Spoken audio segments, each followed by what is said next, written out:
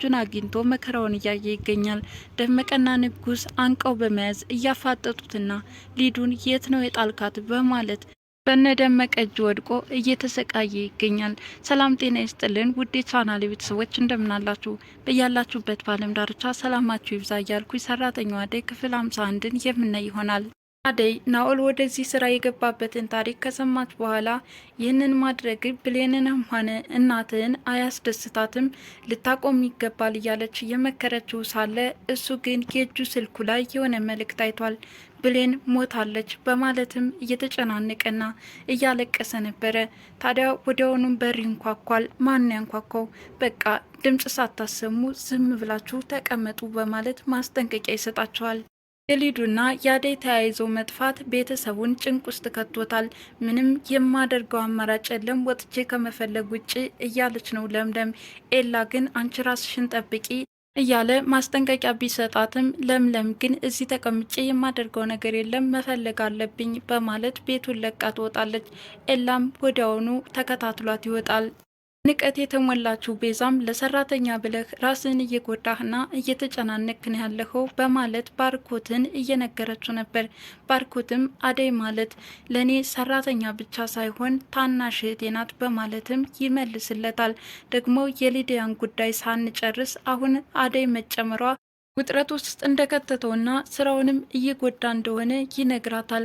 ወደ ስራም ተመለስ፣ ለአደይና ለሊዱም ቢሆን ለእሷም ወንድሟ ነው፣ ለአደይም ፍቅረኛዋ ነው፣ ስለ እነሱ ጉዳይ መጨናነቅ የለብህም እያለች የእናቷ ቤትም በዕዳ ሊወረስ እንደሆነ የእሱን ቅድሚያ ማስቀደም እንዳለበት፣ ወደ ስራውም መመለስ እንዳለበት እየነገረችው ነበር።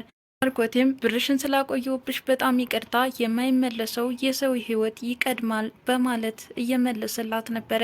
አደይና ሊዱም ከታገዙበት ተለቀው ናኦል እየሸኛቸው ነበረ። ሊዱ መራመድ አቅቷታል። እኔ አልቻልኩም እያለች በየመንገዱ እየቆመች ነበረ። ሰውየው ስለሚመጣብን አሁን ቅብጠቱን ወደ ጎን ተይና ወደ ቤታችን ቶሎ መመለስ ይኖርብናል በማለት ከሸኛቸው በኋላ የቤታቸው አሻጋሪ ሲታያቸው ያ ቤቴ እናንተ ነው አይደለ? እኔ ወደ ቤት መመለስ ይኖርብኛል በማለት ሊመለስ ሲል ያደረግከው ነገር ትክክል አይደለም በማለት ከስተቱ እንዲታረም አደይ እየመከረችው ነበረ። እሱም በጣም ይቅርታ ላደረግኩት ነገር በማለት ይቅርታ እየጠየቃቸው ነበር። ብቻ ተረድታችሁኛል አይደል? በብሌን ምክንያት እዚህ ታሪክ ውስጥ እንደገባው በማለት ታሪኩንም ለመዘርዘር ሲሞክር በቃ ተረድተናል፣ ከዚህ በኋላ ግን እንደዚህ አይነት ድርጊት ውስጥ እንዳትሳተፍ በማለት አደይ አሁንም ምክሯን ቀጥላበታለች። ሊዱ ግን ለምን ወደ ቤት አንሄድም አለችው። በሊዱ ወጥቶ መቅረት የሚጨናነቀው ወንድሟ ዴቭም ደረጃ ላይ ቁጭ ብሎ ሳለ ባርኮት ይመጣና በመጨናነቅ የሚሆን ነገር የለም በቃ በርታበል እያለው ሳለ የምስራች ወዲያውኑ ስልክ ይደወልለታል። እህቱ እንደተገኘችና ወደ ቤትም ከአደይ ጋር እየመጡ እንደሆነ ይነገረዋል። ዴቭም በሰማው ነገር በጣም በመደሰት ባርኮቴንም ያቅፈዋል። እህታችን እኮ ተገኘች፣ ከአደይ ጋርም እየመጡ ነው፣ ጸሎታችንን ፈጣሪ ሰማ በማለት ሁለታቸው ተቃቀፉ። ፍቅርም አይሊዱ ከእንግዲህ በኋላ እንደ ትልቅ ሰው ማሰብ ጀምረሻል፣ ከዚህ በኋላ መደነስ የለ መዝፈን የለ እያለች ብቻዋን እያወራች ባለችበት ሰዓት ወዲያውኑ ቤዛ ትመጣለች። ብቻሽን ለምንድን ነው የምታወሪው አለቻት። ፍቅርም ምንም ነገር እንዳላወራች ትሸመጥጣታለች። ሁለታቸው እየተጨቃጨቁ ባሉበት ሰዓት ባርኮቴ ይመጣል።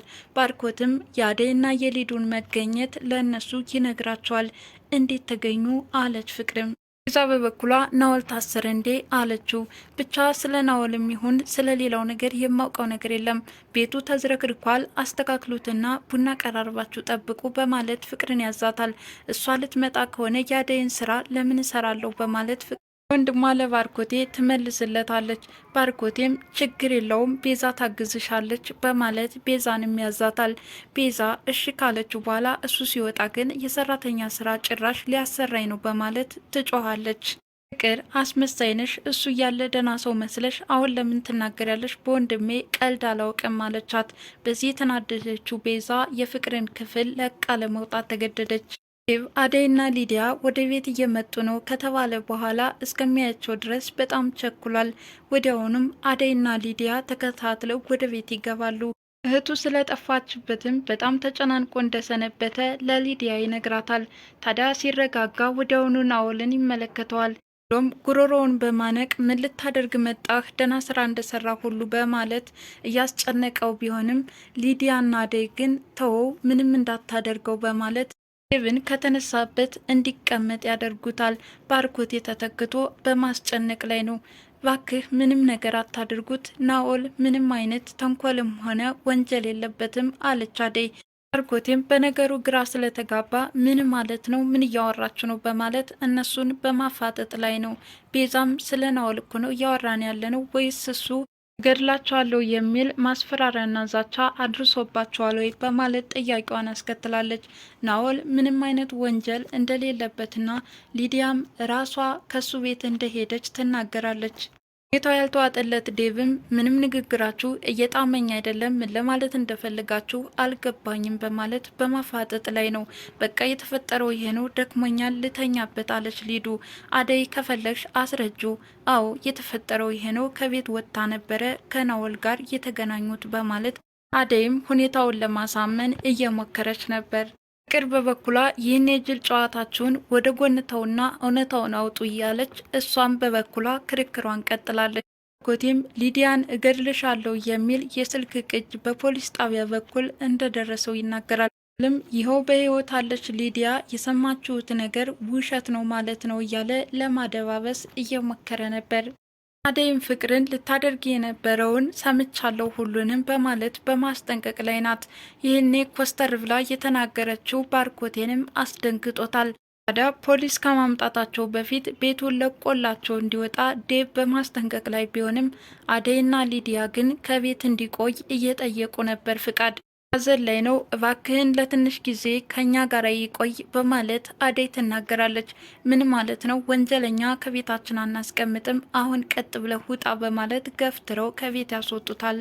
ሊዲያ መኝታ ክፍል እረፍት እየወሰደች ባለችበት ሰዓት ዴቭ ወደ መኝታ ክፍሏ ያመራና ለእናትና ለአባቷ ደውላ ደህንነቷን እንድትናገር ይጠይቃታል።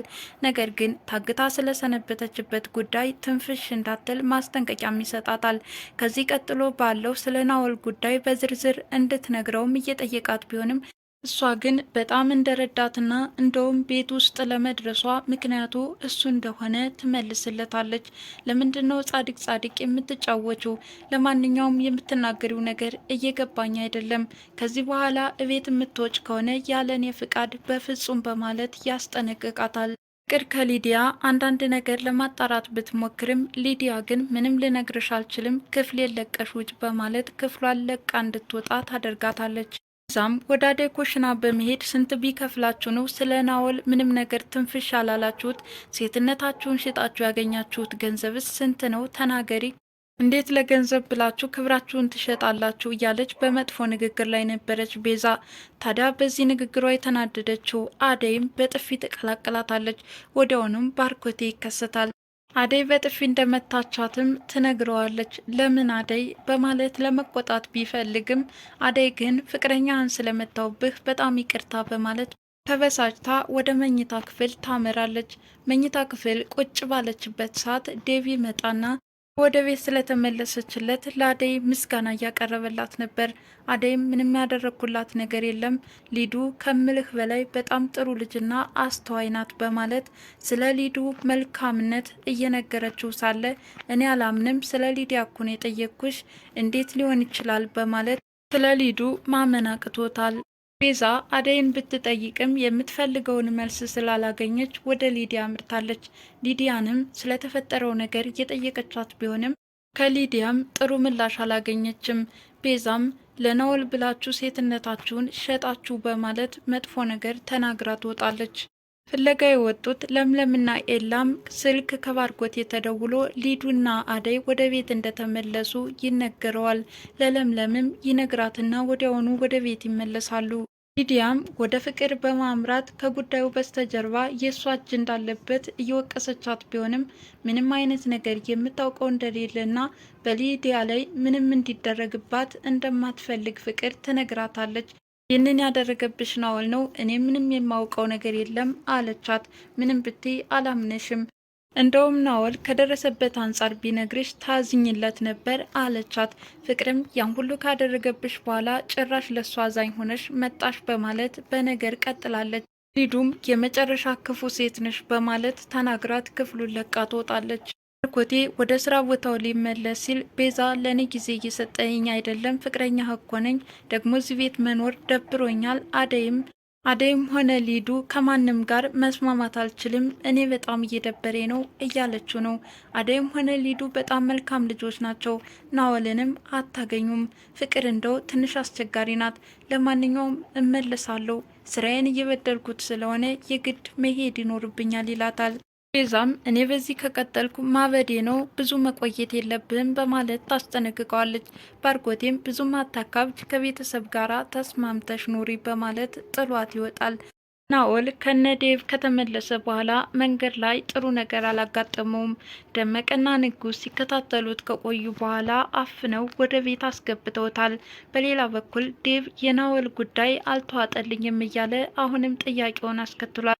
ናኦል ምን ብሎ ቢያስፈራራችሁ ነው ጥብቅና የምትቆሙለት ይላታል አደይን። አደይም ከደረሰበት አንጻር እንደዚህ እንደሆነና ጓደኛውም ለእናቱ ብላ ራሷን መስዋዕት እንዳደረገች በህይወትም እንደሌለች እናቱ የኩላሊት ታማሚ እንደሆነች ትነግረዋለች። በዚህ ሁኔታ ሁለታቸው እያወሩ ባርኮቴ ወደ ክፍላቸው ይገባል። ወደ ስራ ቦታው ሊመለስ እንደሆነና ሊዱንም ሆነ አደይን ባደራ መልኩ እንዲጠብቃቸው ተናግሮ ይወጣል። ደመቀና ንጉስን ናኦልን ወደ ክፍል ከወሰዱት በኋላ ሊዱን የጣልካት በማለት በማፋጠጥ ላይ ናቸው። እየደበደቡትም ነበር። ሀዘን ላይ ነኝ እባካችሁ እያለ ለማስረዳት ቢሞክርም ያንተ ሀዘን አይመለከተንም፣ ከኔ የምታመልጥ መስሎ ነው እዚህ ድርጊት የተሳተፍከው እያሉ እያሰቃዩት ነበር። እንግዲህ የዛሬ ሰራተኛዋ አደይ ክፍል 51 ይህን ይመስላል።